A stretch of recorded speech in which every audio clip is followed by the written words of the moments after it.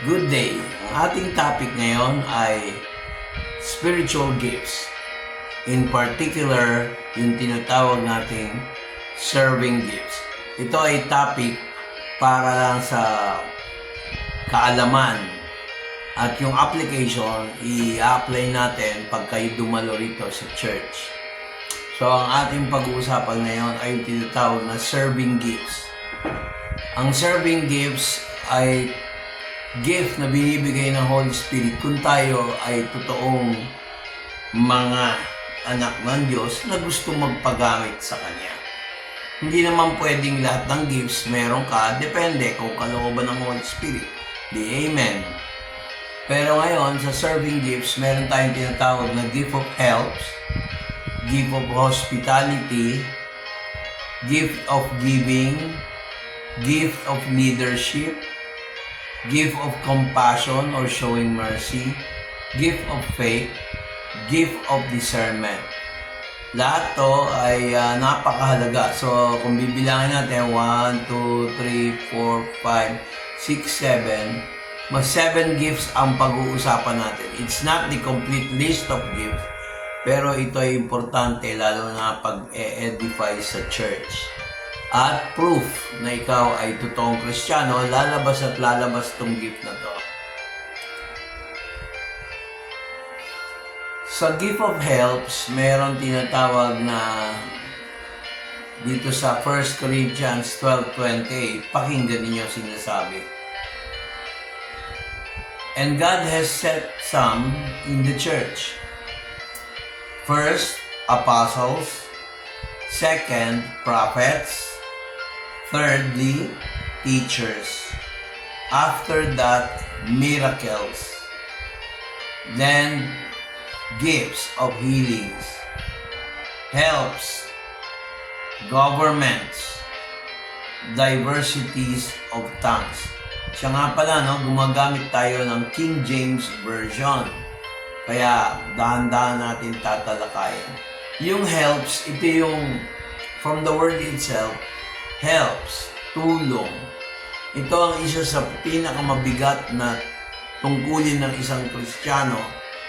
Whether meron kang calling to plant churches, to establish churches, iiwanan mo, ibibigay mo sa iba. As a pastor, you're caring for your sheep o yung mga tupa. Pakinggan nyo sinasabi. God has set some in the church. First, apostles. Secondary, prophets. Thirdly, teachers. After that, etc., etc. Bakit ko sinabi yun? Kasi ang helps doon yung unang-una, leadership. Pag leader ka, kailangan marunong kang tumulong. Although minsan, sa isang pastor o sa isang church leader servant, hindi mo lahat kaya gampanan mag-isa yan. Kailangan ng Holy Spirit at kailangan magpadala ang Holy Spirit doon sa tao na nangangailangan o ang church as a group of people in a particular fellowship, a particular family nangangailangan or particular person matulungan. Kaya napaka-importante sa ministry ng serving gifts. Ang reference natin ay 1 Corinthians 12:28. Ganun din, binanggit din sa 1 Corinthians 12:28, pansin nyo, gift of hospitality. Lalo na yung mga nagtatrabaho sa ospital, tapos naaawa sila sa pasyente o kaya gusto nila talagang tulungan, gift po ng Holy Spirit yan. Kasi may iba, kahit na nagtatrabaho sa ospital, kung wala naman ng Holy Spirit, wala silang simpatya sa kanilang mga pasyente. May mga doktor na ang tinitingnan lang ito, hindi naman lahat. So, pag puro ganito lang, walang compassion yun, walang gift of hospitality. Tapos, gift of leadership or government. So, kung itong taong to ay naglilingkod sa gobyerno, o may katungkulan sa leadership ng isang kumpanya, isang negosyo, o isang eskwelahan, o religious group, may gift of governments po yan. Napaka-importante na ang purpose ng gift of government na sinasabi rito sa 1 Corinthians 12:28, be an example as a leader. Napaka-importante po yun. Kailangan po tayo ay merong gift of leadership. Tingnan nyo yung sinabi rito na helps government, no? So, napaka-importante niyan. Binanggit yan sa 1 Corinthians 12:28, gift of helps, hospitality, gift of government or leadership, or management. Merong mga tao kahit anong talino, pagdating sa paghawak ng tao, pumapalya. Bakit? Hindi niya gift eh. Pero nadidevelop. Pag na-develop yun, talent ang tawag doon. Pero ang gifts din nadidevelop as you go through the training. Ang training mo yung actual ground. No? Tapos, bukod doon, yung binanggit kong 3, meron pang 4. No? Gift of hospitality. So, mapapansin nyo sa gift of hospitality, kagaya ng sinabi ko, importante, no? Sabi niya nga dito sa Hebrews chapter 13, verse 1 to 2, ang sabi, let brotherly love continue. Be not forgetful to entertain strangers, for thereby some have entertained intermediaries or angels, no? Unaware.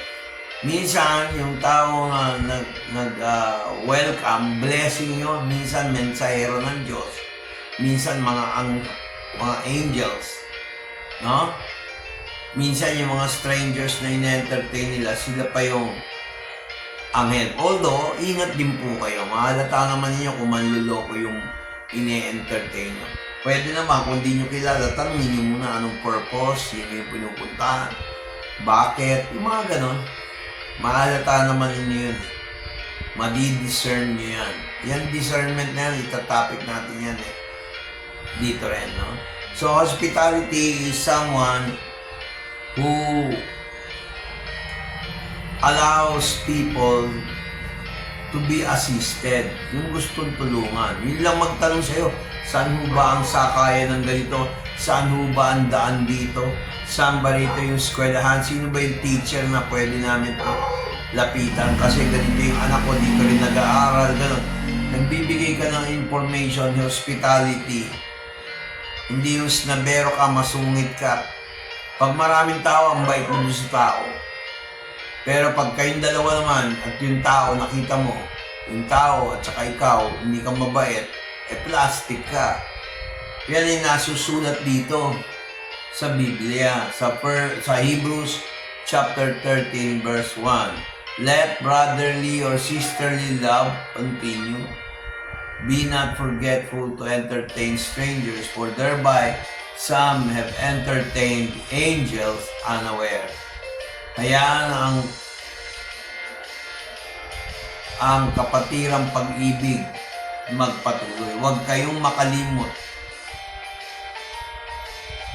upang alalayan ang mga stranghero. At minsan hindi nyo alam ay inalalayan nyo mga anghel na hindi nyo nalalaman. Kita nyo alalayan ng mga anghel na hindi nyo nalalaman. That is the gift of hospitality. Pag may gift of hospitality ka, yung ba pang may bisita, hindi ka plastic, ina-entertain mo. Hindi yung pagpunta mo pa lang sa isang church, halimbawa sa church. Mga tingin nyo nakataas ang kilay, minsan hinahatulan mo na. Minsan, kung sino pa yung pastor, yung pang mapaghatol eh. Minsan, yung mga kung sino pa yung pare, yung pang magpapaghatol. Sino pa yung nasa religious group, yung pang mapaghatol. Kaya minsan, huwag kayong magtaka, bakit yung mga members minsan hindi tumatagal. mapaghatol, mapanghusga. Tapos, makikita nyo yung pagkain ng mga membro ganito. Pero yung pamilya ng pastor, ang sasarap. Dito, puro baboy, inihaw, itlog, gulay. Dito, ham, bacon, chocolate. Masasarap. Kanya yung pagtatangi. Dapat hindi ganun. No? So, yan yung serving gifts na ano natin, na talakay natin na isa doon. Yung gift of hospitality. Tapos sa 1 Corinthians 12:7, ito yung isa sa pinaka-crucial sa lahat. Kung meron kang gift of giving, yung binibigay ng Holy Spirit sa heart mo, matulungin ka. Hindi ka kailangan bulahin, utuin, hindi ka kailangan pagpaliwanagan, walang questions asked. Ito yung mga taong hindi ganid sa pera, ganid sa gamit, ganid sa lahat ng bagay, hindi kuripot. Kaya dito sa 1 Corinthians chapter 12 verse 7, one must be open in giving, especially dito sa mahihirap. Kahit sa pastor nyo, kailangan nagbibigay din kayo. Kung hindi, ano rin kayo, di ba? Parang kini-question, judgmental pa. Huwag ka na lang magbigay kung masama loob mo. Kailangan may faith. Hindi pwede magbigay tapos nangangailangan ka. Huwag ganon. Hindi ko naman sinabing ganon. Sabi nga sa 1 Corinthians 9, huwag kang mag-question pag ikaw yung nagbibigay, lalo na sa palengke, bigay yun eh. No? But the manifestation of the Spirit is given to every man to profit withal. Ngunit ang pagpapakita ng Espiritu ay binigay sa bawat tao upang makinabang sa lahat ng bagay. So pag ikaw pala nagbibigay, merong promise na ang Holy Spirit, binibigyan ka ng pakinabang sa lahat ng bagay. Walang ginawa ang Diyos sa gift of giving na agarabyado ka.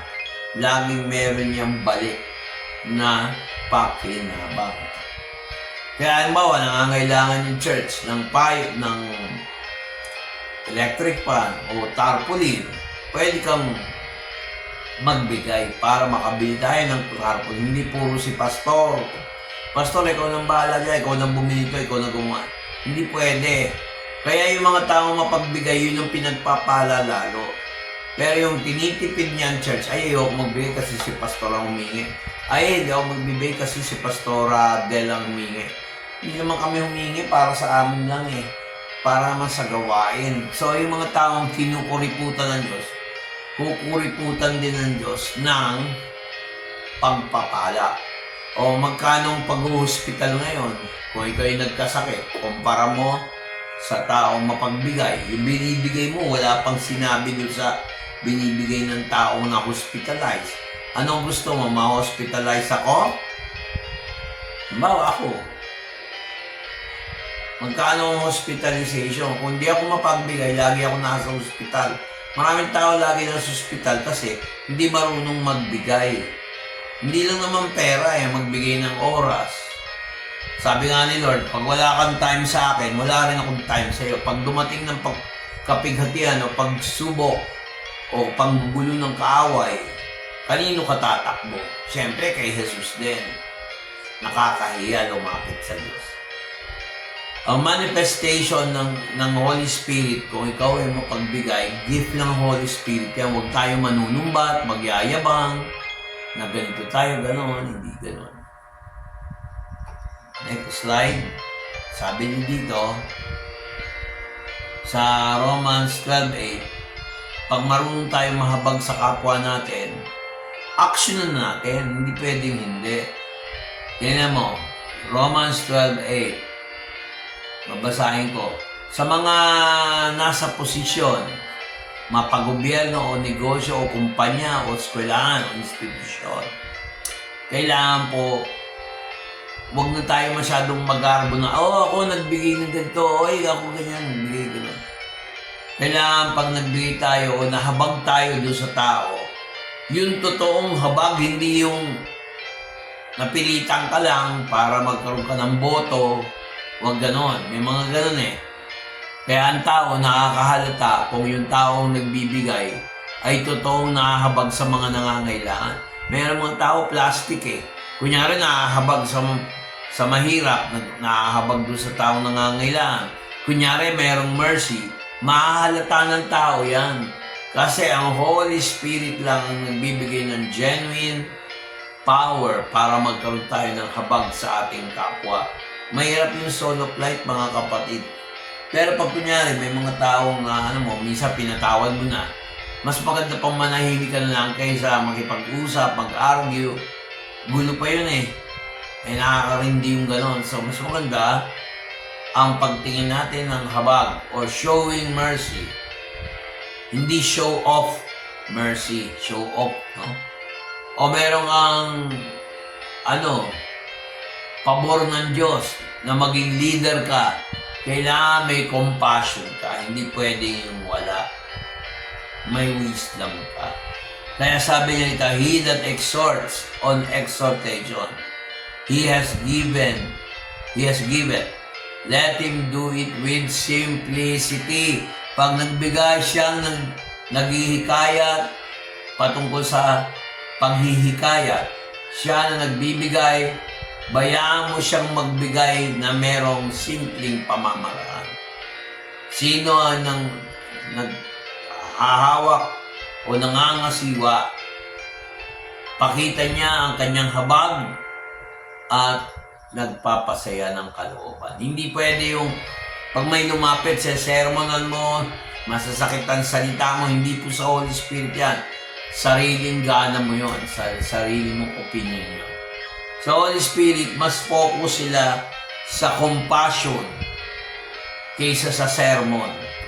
Marami dyan, pag lumalapit sinisermonan pa. Ang dami pang tanong.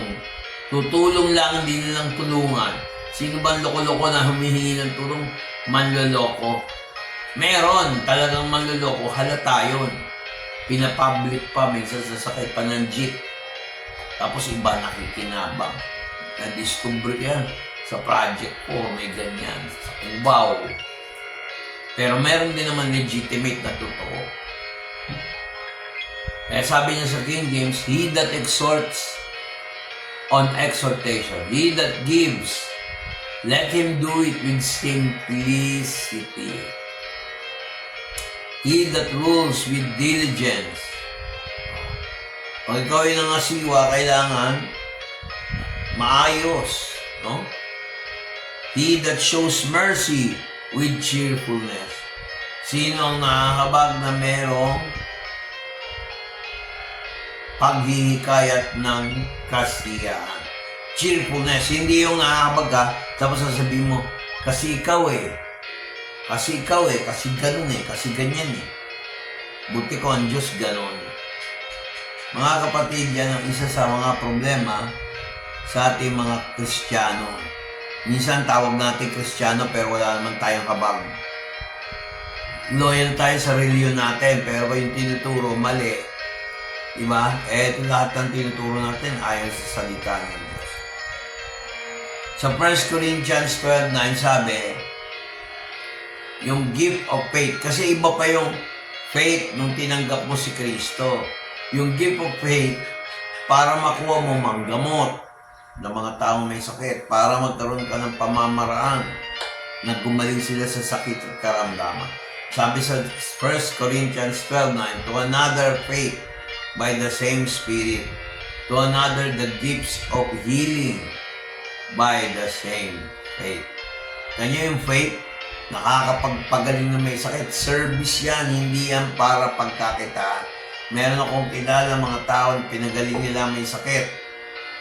Tapos nung inoperan sila ng diamante, singsing na ginto, tinanggap.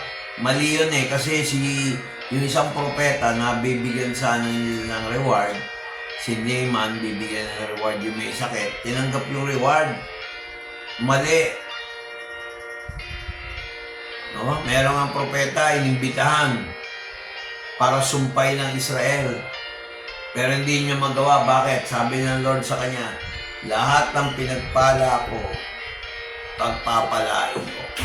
So, imbis na i-curse niya yung taga-Israel, hindi na niya kinurse. So, nakita niyo, no? Yung faith, yung isa naman, healing. So, magkakadikit yan. So, hindi na natin masyadong i-elaborate. Meron din dito, tingnan nyo. Yung gift of discernment. May nagsabi, gift of giving, magbibigay ka, tapos lolokohin ka. Hindi po. Pag sa Holy Spirit yan, hindi mawawala yung tinatawag na discernment. Kasi madidiscern mo kung nagsasabi ng totoo o hindi. Sabi ko nga nung nakaraan nung preaching, do not let your left hand know what your right hand doeth. Huwag mong papalam sa iyong kaliwang kamay ang ginagawa ng iyong kanang kamay. Ibig sabihin, kung may opportunity magbigay, kung may opportunity mag-serve, walang kapalit, walang maitim na balak. At yung maitim na balak na yun, pag ginawa mo yun, mahuhuli ka. Pwede mong lokohin si sister, pwede mong lokohin si brother, pwede mong lokohin si pastor, pwede mo lokohin yung mga deacon o kung sino mang officer meron kayo sa church. Pero hindi mo pwede lokohin ang Diyos. Lagi may kabayaran. Sabi niya rito sa 1 Corinthians 12:10, to another the working of miracles, to another prophecy, to another discerning of spirits, to another the gift of tongues, and interpretation of tongues. Tingnan niyo, oh. Sa isa ay ang pagbibigay, gawain ng milagro. Sa isa ay propesiya. Sa isa ay para malaman kung anong uri ng espiritu. Sa iba yung lahat ng paraan ng lingwahe. Sa isa naman sinabi ang pagpapaliwanag ng mga salita. Nakita nyo, no? So, importante po na meron tayong tinatawag na gift of serving mula sa Holy Spirit. I hope nag-enjoy ka rito dito sa aking presentation, mga kapatid, kasi maraming tao ngayon kulang sa discernment, lalo na sa Holy Spirit. Lahat yan may regalo ang Holy Spirit, hindi atin yun. Kahit ako, meron din ako, pero hindi ko pwede pagmalaki. Diyos lang ang pwede magmalaki. Regalo lang yan sa atin. Pahiram lang sa atin yan. Hindi mo pwede angkinin yung credit pag meron kang gift of healing. Tulad kanina, masakit yung ngipin ko. Eh minsan hindi naman umiepekto yung mga paracetamol, pero pinag-pray ako ng asawa ko. Ako naman, wala akong pride. Pag sinabi ng asawa ko, pag pray kita, ano mawawala sa akin? Pwede ko ba sagutin yung misis ko na, oh, pastor ako, kung ako pag-pray, pinag-pray ko na. Eh, kayabangan naman yung kapatid, hindi na discernment of spirit. Oo, nag-pray ako. Eh, pinag-pray pa ako ng misis ko. Eh, di mas double power. Amen ba? So, huwag tayo magyayabang na parang ako lang ang pastor, ako lang may anointing. Hindi. Marami dyan, inaangkin na yung anointing ng Lord eh. Kaya tingnan nyo, bumabagsak.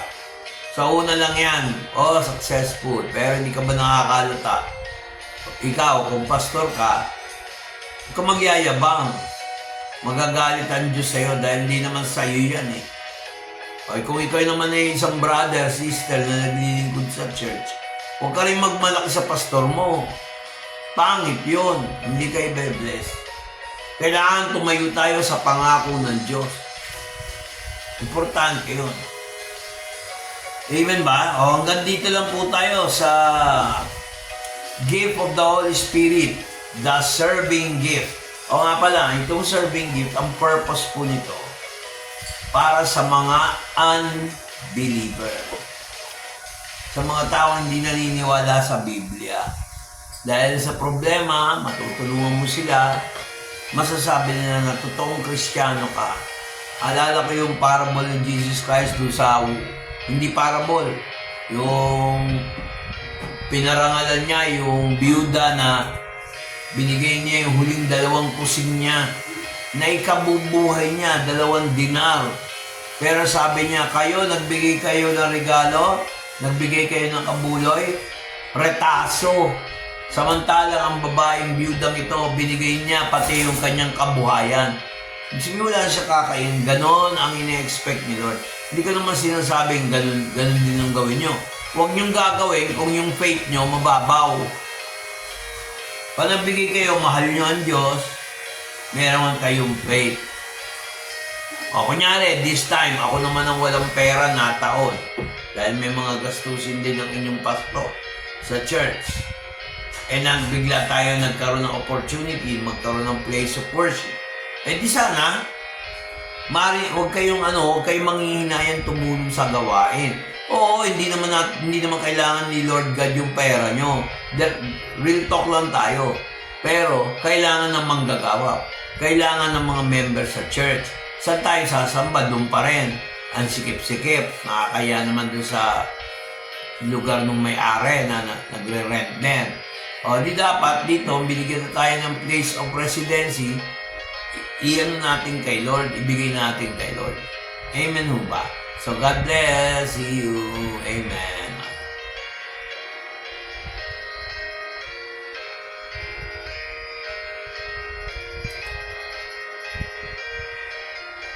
Bye-bye.